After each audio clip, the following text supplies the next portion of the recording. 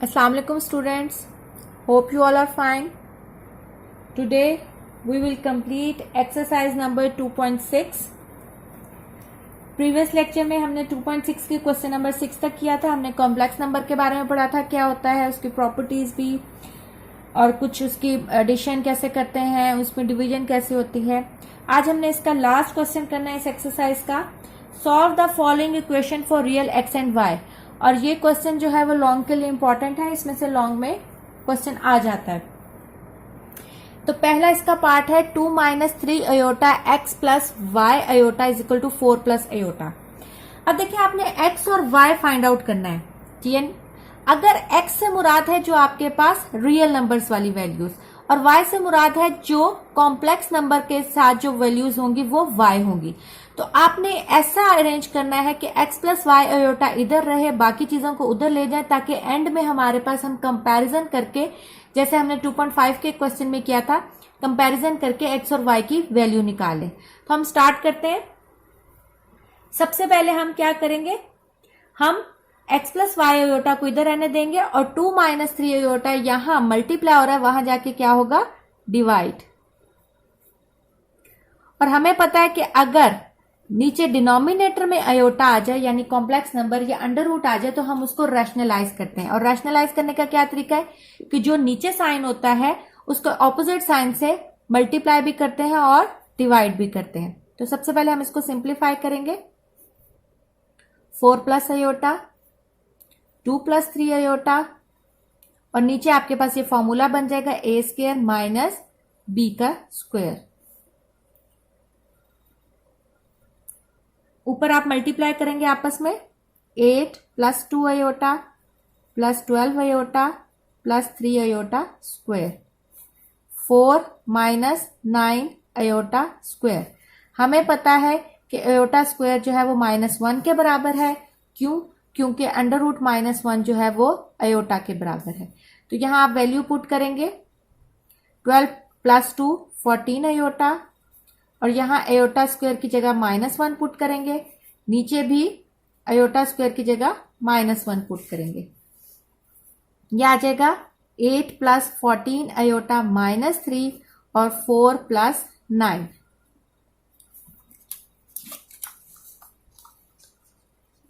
आपके पास आ जाएगा 8 minus 3 5 plus 14 iota divided by 13. अब देखें इससे आगे आपके पास सिंप्लीफाई नहीं होगा. अब आप क्या करेंगे, हम उसको कंपेयर करेंगे. पहले हम डिनोमिनेटर को दोनों के साथ लिख देंगे. अब आप डिनोमिनेटर को दोनों के साथ लिख देंगे. तो अब आपके पास कंपेयर करेंगे. ठीक है, बाय कंपेयरिंग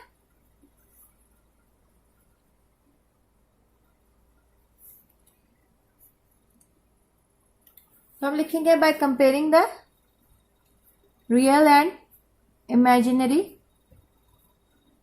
वैल्यूज. तो हमें पता है कि रियल वैल्यूज जो हैं वो x के इक्वल है और इमेजिनरी जो है वो y के.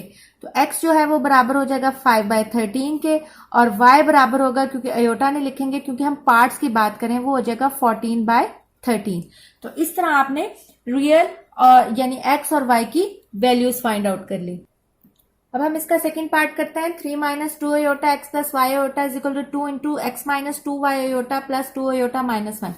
देखिए पार्ट 1 में हमारे पास एक ही वैल्यू थी, हम उसको उधर ले गए थे और हमने उसके बाद उसको रैशनलाइज करके उसको कंपेयर कर लिया था वैल्यूज को. देखें यहां आपके पास इसके अंदर वाई अयोटा इधर भी है, अयोटा इधर भी है और अयोटा इधर भी है. तो इसमें जब तक आप इसको आपस में सॉल्व नहीं करेंगे आपके पास कंपैरिजन वाली वैल्यूज नहीं आएंगी. तो सबसे पहले हम इनको आपस में मल्टीप्लाई करते हैं और इनको आपस में मल्टीप्लाई करते हैं और फिर रियल वैल्यूज को कंबाइन कर लेते हैं और इमेजिनरी वैल्यूज को कंबाइन करके एंड में उसको कंपेयर कर लेंगे. तो हम स्टार्ट करते हैं. सबसे पहले इसको मल्टीप्लाई करेंगे. ये क्या बन जाएगा, 3x minus 2x iota plus 3y iota minus 2y iota square. यहां भी आप मल्टीप्लाई करें. 2x minus 4y iota plus 2 iota minus 1। मैंने सिंपल इनको आपस में मल्टीप्लाई किया। अब अयोटा स्क्वायर हमें पता है किसके बराबर होता है, -1 के। तो यहां हम अयोटा स्क्वायर की वैल्यू पुट कर देंगे तो ये आ जाएगा -1।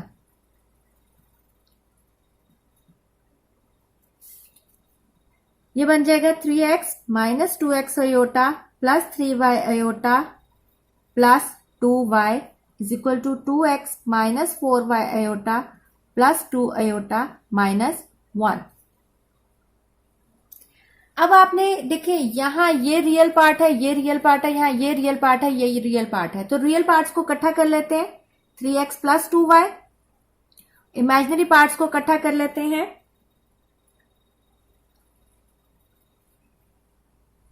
3y माइनस 2x और अयोटा बाहर आ जाएगा। इसी तरह यहां रियल पार्ट है 2x माइनस 1 और इमेजिनरी पार्ट है 2 माइनस 4y और अयोटा बाहर आ गया। अब देखिए आपके पास ये पिछले उसकी तरह देखें, ये दो इक्वेशंस कब इक्वल होती हैं, जब उनका रियल पार्ट रियल के इक्वल होगा और इमेजिनरी पार्ट इमेजिनरी की इक्वल होगा।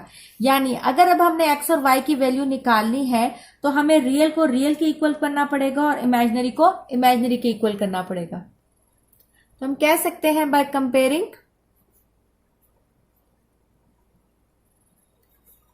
रियल एंड इमेजिनरी वैल्यूज, या आप ये कह सकते हैं two complex numbers are equal when their real parts and imaginary parts are equal। अब अगर हम कंपेयर करें तो ये रियल है और इधर ये रियल है, तो हम कह सकते हैं 3x plus 2y is equal to 2x minus 1। Simplify करें इसको, 3x plus 2y minus 2x plus 1 is equal to 0। 3x minus 2x बन जाएगा x, x plus 2y plus 1 is equal to 0। इसको मैंने इक्वेशन 1 का नाम दे दिया। अब इसका हम इमेजिनरी पार्ट इमेजिनरी के इक्वल करते हैं, यानी 3y माइनस 2x जो है वो बराबर है 2 माइनस 4y के। 3y minus 2x minus 2 plus 4y is equal to 0। 3y plus 4y 7y, 7y minus 2x minus 2 is equal to 0। ये आपके पास बन गई इक्वेशन 2। अब देखिए ये आपके पास दो इक्वेशंस हैं और दोनों में ये आपके पास ये साइमल्टेनियस इक्वेशन है, यानी x और y जो है वो आप इसमें से अलग नहीं निकाल सकते। देखें आपने 8th में पढ़ा था कि अगर आपके पास साइमल्टेनियस इक्वेशन होती है तो कंपेयरिंग कोफिशिएंट से या आप उसको क्रॉस मल्टीप्लिकेशन से या किसी भी मेथड से सॉल्व कर सकते हैं। तो बेस्ट तरीका होता है कि आप उसको एलिमिनेशन मेथड से करें। तो अगर आप इक्वेशन 1 और 2 में देखें तो हम क्या चीज इसको अगर इसको अरेंज कर दें तो हम लिख सकते हैं minus 2x plus 7y minus 2 is equal to 0। इसको इक्वेशन 2 का नाम दे दें। अब आप देखिए इक्वेशन 2 और 1 में अगर हमने y को खत्म करना है तो हम कोशिश करते हैं जिसके साथ 1 कोफिशिएंट हो हम उसको खत्म करें। अगर यहां -2 है, अगर किसी तरह यहां भी -2x आ जाए या +2x आ जाए और हम दोनों इक्वेशन को ऐड करें तो ये x जो है वो एलिमिनेट हो जाएगा। तो अब आपकी मर्जी है आप इसको किससे मल्टीप्लाई करना चाहते हैं। तो मैं करती हूं मल्टीप्लाई इक्वेशन 1 बाय 2। मैंने इक्वेशन 1 को मल्टीप्लाई किया है 2 से, तो क्या बनेगा 2 से जब मैंने मल्टीप्लाई किया तो वो खाली x से मल्टीप्लाई नहीं होगा बल्कि तमाम इक्वेशन से मल्टीप्लाई होगा। 2x plus 4y plus 2 is equal to 0। ये आ गई आपके पास इक्वेशन 3। अब आप देखें इक्वेशन 2 और 3 अगर मैं इन दोनों को आपस में ऐड करूं तो मेरे पास x जो है वो एलिमिनेट हो जाएगा। तो मैं कहूंगी add equation 2 and 3 we get, add करें 2 क्या है -2x plus 7y minus 2 is equal to 0। 2x plus 4y plus 2 is equal to 0।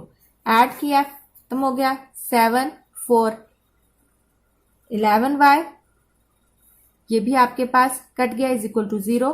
तो y आ गया आपके पास 0। अब आपके पास a की वैल्यू आ गई। अब किसी भी इक्वेशन में 1 2 3 में से किसी भी इक्वेशन में अगर आप y की वैल्यू पुट करेंगे तो आपके पास x की वैल्यू आ जाएगी। तो हम किस इक्वेशन में पुट करते हैं? मैं फर्स्ट इक्वेशन में करती हूं put value of y in equation 1। Equation 1 में पुट करें, y की जगह 0 पुट कर दिया, x plus 0 plus 1 is equal to 0 और x इज इक्वल टू -1। तो आपके पास y की वैल्यू भी आ गई और x की वैल्यू भी आ गई, और यही उसने आपसे फाइंड आउट करने के लिए कहा था कि x और y की वैल्यू फाइंड आउट करें। अब इसका लास्ट पार्ट है, ये भी पार्ट 1 की तरह है। देखिए इसमें x प्लस वाई आयोटा एक साइड पे है, आपने सिर्फ इन साइड्स को जो है वो सॉल्व करके एंड में वैल्यूज कंपेयर करनी है। मैं ये आपको सिर्फ सिंप्लीफाई तक लाती हूँ, आगे कंपेयर करके आप उसको कंप्लीट खुद करिएगा। सबसे पहले इसका a plus b whole square का फॉर्मूला खुलेगा, तो a का square plus 2a b plus b का स्क्वायर, और ये 2 जो है वो अंदर मल्टीप्लाई होगा तो क्या बन जाएगा -2x, और जब ये माइनस इस माइनस से मल्टीप्लाई होगा तो plus 2y iota is equal to x plus y iota.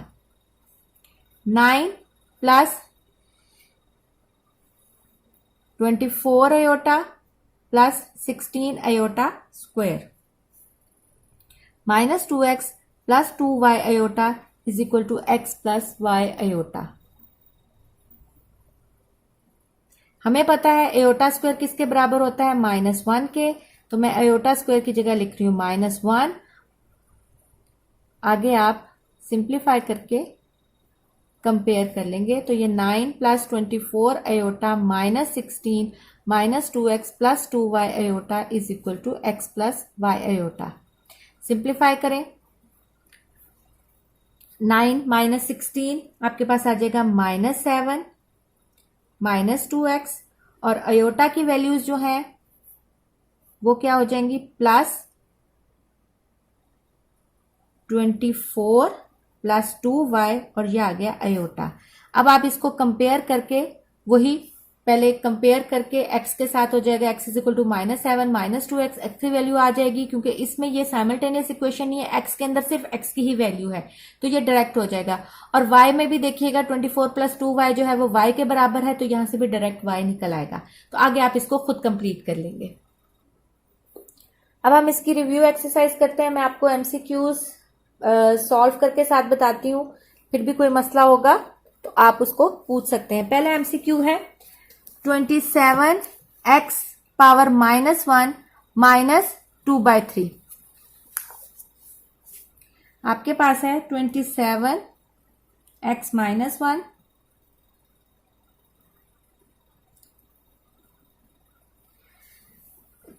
तो ये आप देखें, ये -2/3 इसके साथ भी इसके साथ भी, हमने एक्सपोनेंट का लॉ पढ़ा था कि हम इसको सेपरेट कर सकते हैं, तो हम लिख सकते हैं 27 -2/3, और x भी जब -1 के साथ -2/3, अगर ब्रैकेट होती है तो इसका मतलब ये आपस में मल्टीप्लाई होंगे। 27 जो है वो किसका क्यूब होता है? 3 का, तो मैं इसको लिख सकती हूं। और जब ये -1 -2/3 से मल्टीप्लाई होगा तो ये पॉजिटिव 2/3 बन जाएगा। ये 3 से कट गया, ये बन जाएगा 3 की पावर -2, और ये बन जाएगा x की पावर 2/3। अब देखें ये पावर नेगेटिव है तो हम इसको नीचे ले जाएंगे ताकि वो पॉजिटिव बन जाए। x 2/3 का मतलब है x उसकी पावर है, और ये जो 1/3 है ये उसका अंडर रूट में आ गया, मतलब क्यूब रूट आ गया। और ये जब 3 का स्क्वायर नीचे जाएगा तो पॉजिटिव 9 बन जाएगा। तो ये आपके पास आंसर है, और इसके लिए ऑप्शन जो है वो option a is the right option. Right under root x और 7 in exponential form. Exponential form में क्या होगा हमें पता है, इसका मतलब है 1/7, तो x की पावर 1/7, तो इसमें ऑप्शन होगा ऑप्शन सी।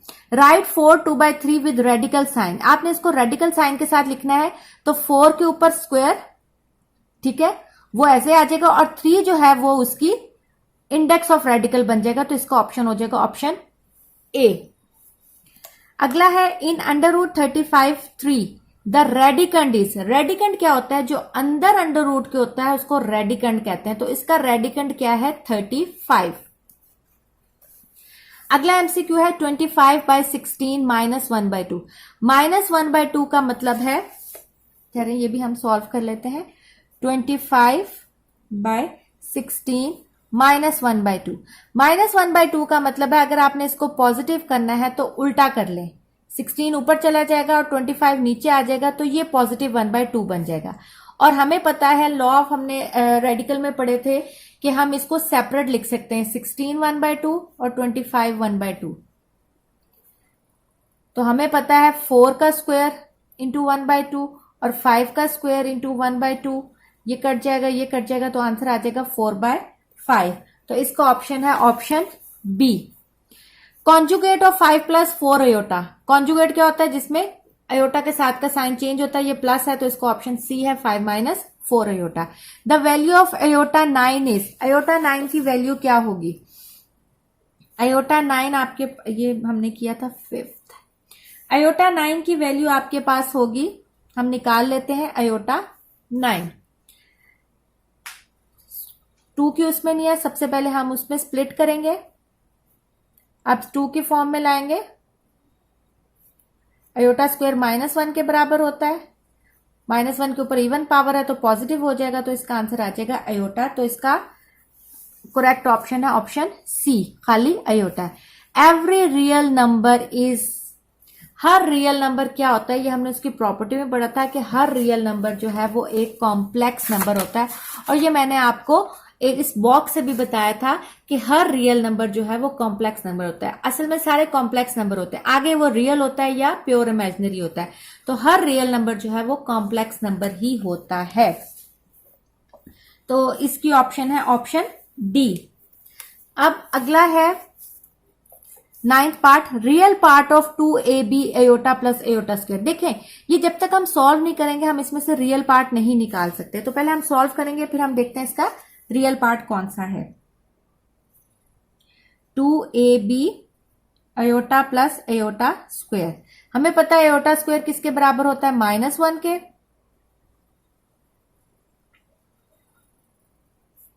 -1 के, इसका हो जाएगा अयोटा -1। अब इसको मल्टीप्लाई करें, 2ab अयोटा -2ab, तो आपके पास रियल पार्ट क्या होगा? -2ab, तो इसकी ऑप्शन होगी बी। 2ab नहीं बल्कि माइनस, क्योंकि ये -1 है, जब ये इससे मल्टीप्लाई होगा तो -2ab, तो इसका ऑप्शन है ऑप्शन बी। अगला पार्ट है इमेजिनरी पार्ट बताना है, माइनस अयोटा 3 अयोटा प्लस 2 में से, माइनस अयोटा 3 अयोटा प्लस 2। अब इसमें से आपने उसका इमेजिनरी पार्ट बताना है, पहले मल्टीप्लाई करेंगे, -3 iota square -2 iota, iota square -1 के बराबर है, यह आ जाएगा +3 -2 अयोटा। तो इसका इमेजिनरी पार्ट क्या है? -2। पार्ट की बात हो रही है इसलिए अयोटा साथ नहीं आएगा, तो यह आ जाएगा -2। तो इसकी ऑप्शन है ऑप्शन ए, -2। अगला एमसीक्यू है, which of the following sets have the closure property with respect to addition.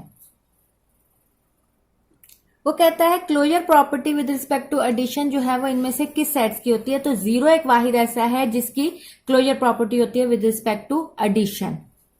अगला है name of the property, name the property of real number used. इसमें कौन सी प्रॉपर्टी यूज हुई है?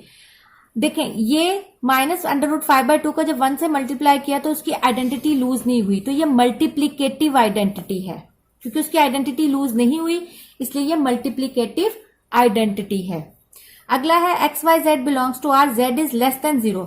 हमने इसकी प्रॉपर्टीज में पढ़ा था कि अगर कोई नंबर आप 0 से लेस यानी नेगेटिव नंबर मल्टीप्लाई करते हैं तो उसका जो इनइक्वालिटी का साइन है वो ऑपोजिट हो जाता है। तो इसका मतलब है अगर x लेस देन y है तो जब आप इसके साथ एक z को मल्टीप्लाई करेंगे तो xz और yz लेस देन की जगह अब वो ग्रेटर देन हो जाएगा। तो इसकी ऑप्शन होगी ऑप्शन बी। दोबारा बता रही हूं कि अगर आप लेस देन कोई 0 से नंबर मल्टीप्लाई करें यानी नेगेटिव नंबर मल्टीप्लाई करते हैं तो अगर पहले x लेस देन y था तो जब z उससे मल्टीप्लाई होगा तो अब xz जो है वो ग्रेटर देन yz होगा। लेकिन अगर यही z ग्रेटर देन 0 है तो फिर इसकी इनइक्वालिटी के साइन पे कोई फर्क नहीं पड़ेगा। लेकिन यहां लेस देन 0 है तो इनइक्वालिटी का साइन अब xz जो है वो ग्रेटर देन yz होगा। तो इसकी ऑप्शन है ऑप्शन बी। अगले है MCQ, if a b belongs to R then only one of a is equal to b और a is less than b और a is greater than b holds is called. कि अगर a b belongs to R है तो तीन ही option हो सकते हैं और ये प्रॉपर्टी हमने पढ़ी थी ट्राइकोटोमी प्रॉपर्टी। लास्ट एमसीक्यू है, अ नॉन टर्मिनेटिंग और नॉन रिकरिंग डेसिमल। एक नॉन टर्मिनेटेड है जो टर्मिनेट भी नहीं होता और नॉन रिकरिंग है यानी वो रिपीट भी नहीं हो रहा, तो ऐसे जो डेसिमल होता है उसको हम इररेशनल नंबर कहते हैं। मैंने आपको सेकंड चैप्टर के जो इंट्रोडक्टरी लेक्चर था उसमें ये सारा बताया था। अब हम इसके ट्रू फॉल्स देख लेते हैं। Division is not N associative operation. हाँ जी, डिवीजन जो है वो एसोसिएटिव ऑपरेशन जो है वो नहीं होता है, ट्रू है, क्योंकि एसोसिएटिव में सिर्फ मल्टीप्लीकेशन और एडिशन का होता है, तो ये ट्रू है। Every whole number is a natural number. हर होल नंबर एक नेचुरल नंबर होता है, तो ये आपके पास फॉल्स है, क्योंकि मैंने आपको यहां से बताया था कि होल नंबर जो है, सारे होल नंबर जो है वो नेचुरल नंबर में नहीं आते, बल्कि एक जीरो भी है जो होल नंबर में तो होता है लेकिन नेचुरल नंबर में नहीं होता है। इसलिए ये स्टेटमेंट फॉल्स है कि हर होल नंबर जो है वो नेचुरल नंबर होता है, क्योंकि इसमें जीरो के अलावा हर होल नंबर नेचुरल नंबर होता है, लेकिन every whole number is not an natural number. Multiplicative inverse of 0.02 is 50। अगर आप 0.02 का मल्टीप्लीकेटिव इनवर्स लें तो वो कहता है वो 50 बनता है। हम चेक कर लेते हैं। 0.02 का आप मल्टीप्लीकेटिव इनवर्स लें, यानी इसको उल्टा कर दें, यानी 1.02, इसका पॉइंट खत्म करें तो ऊपर कितने आ जाएंगे, 1 to 100। अब आप इसको 2 को काट दें तो आंसर आ जाएगा 50। तो ये आपके पास स्टेटमेंट ठीक है कि मल्टीप्लीकेटिव इनवर्स जो है वो 0.02 का वो 50 ही होता है। Pi is a rational number, ये फॉल्स है, क्योंकि हमें पता है कि पाई जो है वो इरेशनल नंबर है। आप कैलकुलेटर पे इसकी वैल्यू निकाले तो वो नॉन रिकरिंग और नॉन टर्मिनेटिंग बनती है। Every integer is a rational number. Her integer जो है वो रैशनल नंबर होता है। हर इंटीजर जो है वो रैशनल नंबर होता है। तो ये देखें, यहां से हमें पता चल रहा है कि हाँ जी, हर इंटीजर जो है वो रैशनल नंबर होता है। तो ये स्टेटमेंट आपकी ट्रू है। Subtraction is a commutative operation. देखें, सब्ट्रैक्शन और डिवीजन दोनों ही जो है वो कम्यूटेटिव और एसोसिएटिव नहीं होती, तो ये फॉल्स है। Every real number is a rational number. इसका सेकंड लास्ट ट्रू फॉल्स देख सकते हैं। Decimal representation of a rational number is either terminating और रिकरिंग। वो कहता है जब हम रैशनल नंबर को रिप्रेजेंट करते हैं डेसिमल रिप्रेजेंटेशन में, तो या वो रिकरिंग होगा या टर्मिनेटिंग होगा। तो हाँ जी, अगर वो नॉन रिकरिंग और नॉन टर्मिनेटिंग है तब वो इरेशनल होगा, और अगर वो टर्मिनेटिंग है या अगर टर्मिनेटिंग ही नहीं है तो रिकरिंग है तो वो रैशनल होगा। तो ये स्टेटमेंट ट्रू है।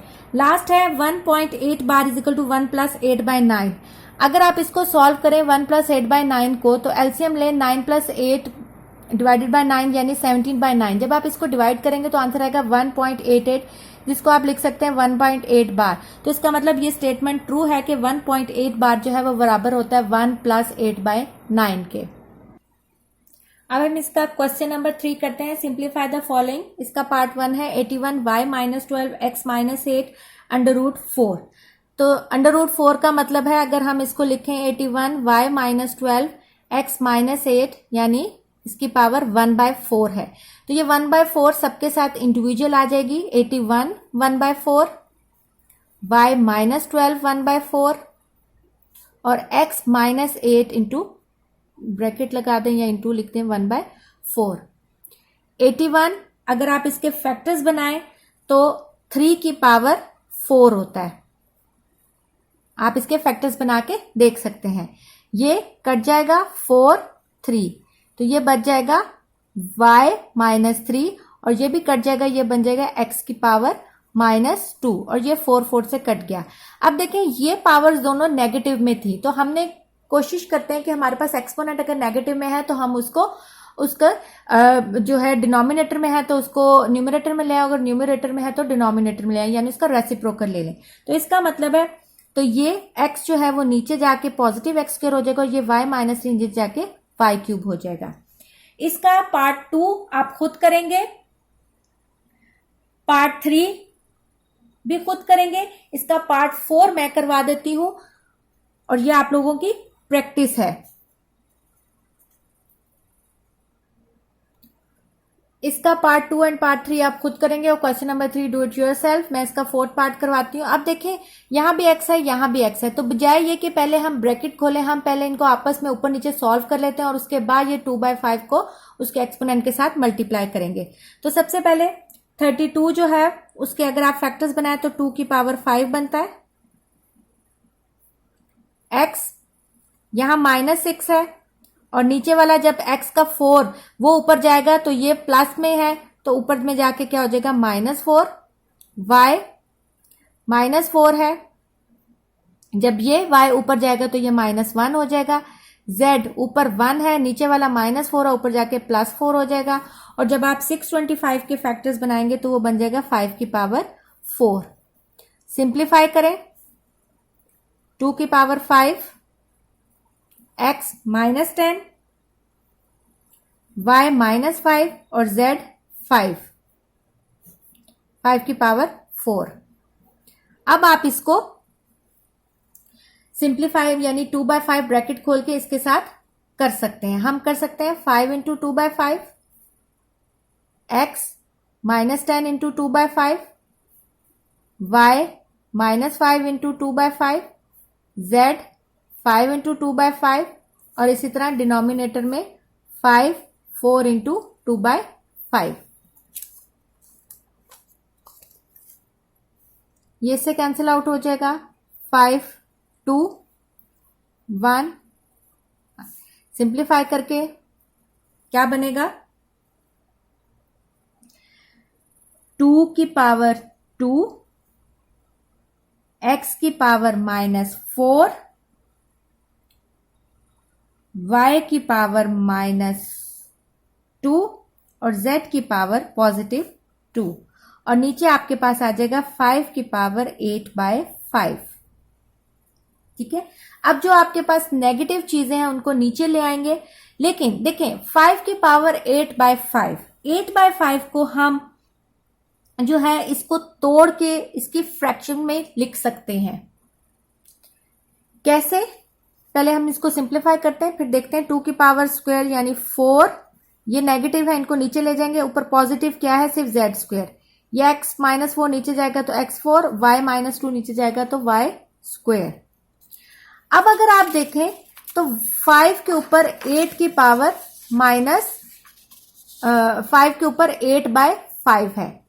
आप इसको इससे लिख सकते हैं 5 की पावर 1 और 5 की पावर 3/5। क्यों, क्योंकि जब आप इसका एलसीएम लेंगे 1 + 3/5 का, क्योंकि जब बेसिस सेम हो तो पावर ऐड होती है ना, तो अगर आप एलसीएम लेंगे तो ये बन जाएगा 5 + 3 यानी 8/5। तो आपने 8/5 को स्प्लिट किया है, डिनोमिनेटर के साथ सेम और उसके साथ ऊपर ऐसा क्या ऐड करें कि 8 बना है, तो 5 के साथ 3 ऐड करें 8 बनता है। तो मैंने इसको स्प्लिट कर दिया 1 और 3/5। तो ये आपके पास रिक्वायर्ड आंसर है।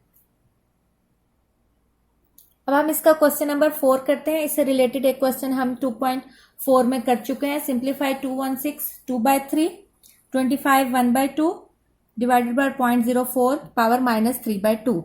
सॉल्व करते हैं। 216 के सबसे पहले फैक्टर बनाते हैं तो हमें पता है कि ये 6 का क्यूब होता है, तो मैं डायरेक्ट इसको 6 का क्यूब लिख देती हूँ और इसके ऊपर आ गया 2/3।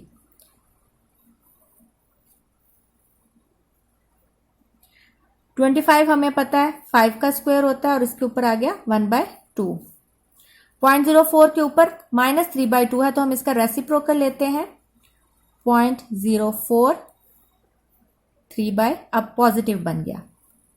ठीक है, इसको कट हो गया, 6 का स्क्वायर 5, इसका पॉइंट खत्म करेंगे तो ऊपर क्या आ जाएगा 100/4 और 3/2 और इसके अंडर रूट। 6 का स्क्वायर इंटू 5 कटिंग करें 25 पावर 3/2। 25 हमें पता है किसका स्क्वायर होता है 5 का और ये 3/2, ये 2 से कट गया 6 का स्क्वायर इंटू 5/5 का क्यूब। अब देखें, ये एक 5 है और ये 5 का क्यूब है, तो इसका मतलब इसकी पावर अगर 1 है, मतलब जब किसी के ऊपर कोई पावर नहीं होती तो अंडरस्टूड है 1 है, तो ये जब नीचे जाएगा तो ये इसमें से माइनस हो जाएगा। तो हम इसको लिख सकते हैं 5 3 की पावर -1, यानी हम कह सकते हैं 6 का स्क्वायर और 5 का स्क्वायर। अंडर रूट ओपन करें तो ये हमें पता है जिसके ऊपर कोई इंडेक्स ऑफ रेडिकल नहीं होता तो इसका मतलब वो 1/2 होता है। ये कट जाएगा तो आपके पास आंसर आ जाएगा 6/5। आपके पास आंसर आ जाएगा 6/5।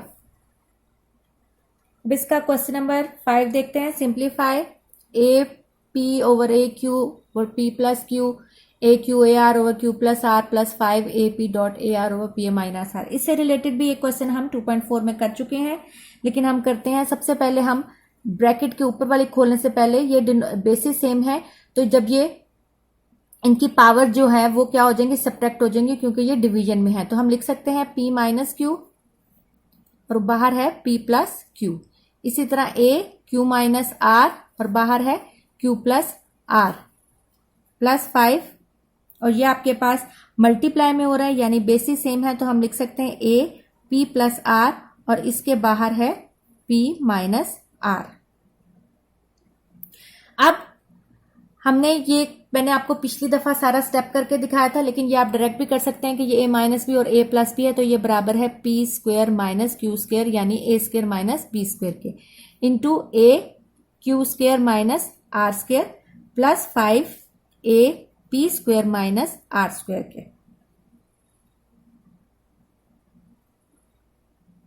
सॉरी, ये प्लस नहीं है, डिवीजन है, ये डिवीजन है,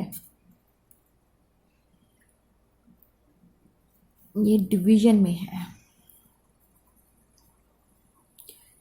ठीक है, डिवीजन का मतलब है अब हम इसको नीचे ले जाएंगे।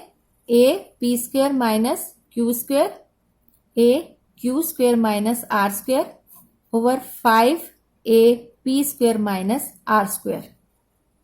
अब ऊपर बेसिस सेम है तो पावर्स क्या हो जाएंगी, add p square minus q square plus q square minus r square, और ये भी बेसिस सेम है लेकिन ये डिवीजन में है तो ये ऊपर में जाएगा तो क्या हो जाएगा माइनस, यानी माइनस p स्क्वायर।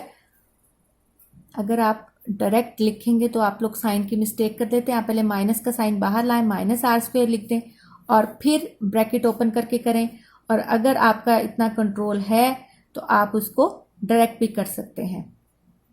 मैं अब ब्रैकेट ओपन करूंगी तो माइनस पी स्क्वायर, यानी ये माइनस अब जाके ऊपर माइनस पी स्क्वायर और ये माइनस आर स्क्वायर था तो ये प्लस आर स्क्वायर बन जाएगा। अब देखें, ये इससे कट गया, इसके नीचे 5, ये इससे कट गया और ये इससे कट गया, तो a के ऊपर आ गई 0। हमें पता है कि किसी भी वेरिएबल के ऊपर या किसी भी कांस्टेंट के ऊपर जब उसकी पावर 0 हो जाती है तो वो किसके इक्वल हो जाता है, 1 के। तो हम कह सकते हैं a not is equal to 1, तो ये आंसर आ जाएगा 1/5। इसका पार्ट 6 आप लोग खुद करेंगे, बहुत इजी है, बेसिस सेम है। ये l प्लस एम ऊपर जाके माइनस हो जाएगा तो बन जाएगा 2l minus l minus m, 2m minus m minus n, 2n minus n minus 1। तो 2n में से एक n जाएगा तो यहाँ n बच जाएगा, 2m में से एक m जाएगा तो यहाँ खाली एक m बच जाएगा और यहाँ भी खाली एक m बच जाएगा। एंड में आपके पास जब ये ऊपर वाली बेसिस भी सेम होंगी तो पावर्स ऐड हो जाएंगी, तो m बन जाएगा l minus m plus m minus n plus n minus 1। तो ये एंड में आपके पास सारा कुछ कट जाएगा और a के ऊपर 0 आ जाएगा, और हमें पता है a नॉट जो है वो इक्वल टू 1 है। तो ये आप लोग खुद करेंगे। मैं इसका लास्ट पार्ट करवा देती हूँ। लास्ट पार्ट है under root al over am, cube root है am ओवर an और an ओवर al। तो हम इसको सॉल्व करते हैं। al ओवर am हम इसको 1/3 कह सकते हैं। इसी तरह am ओवर an को भी 1/3 कह सकते हैं और an ओवर al को भी 1/3 कह सकते हैं। अब सबसे पहले हम इसको ऊपर लेके जाएंगे। तो हम क्या करेंगे, a l minus m 1/3, a m minus n 1/3, a n minus l 1/3। अब हम इसको सेपरेट कर सकते हैं या पहले आप कंबाइन करके भी लिख सकते हैं, l minus m by 3, m minus n by 3, n minus l by 3।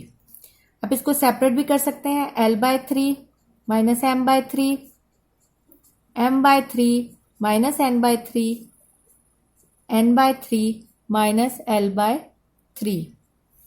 Basis same है, अब पावर्स जो है वो ऐड हो जाएंगी, तो जो हो जाएगा l by 3 minus m by 3 plus m by 3 minus n by 3 plus n by 3 minus l by 3। ये माइनस एल बाय 3 इससे कट जाएगा, माइनस इससे कट जाएगा और ये इससे कट जाएगा। तो आंसर आपके पास आ जाएगा ए की पावर नॉट। तो हम इसको कह सकते हैं इज इक्वल टू 1।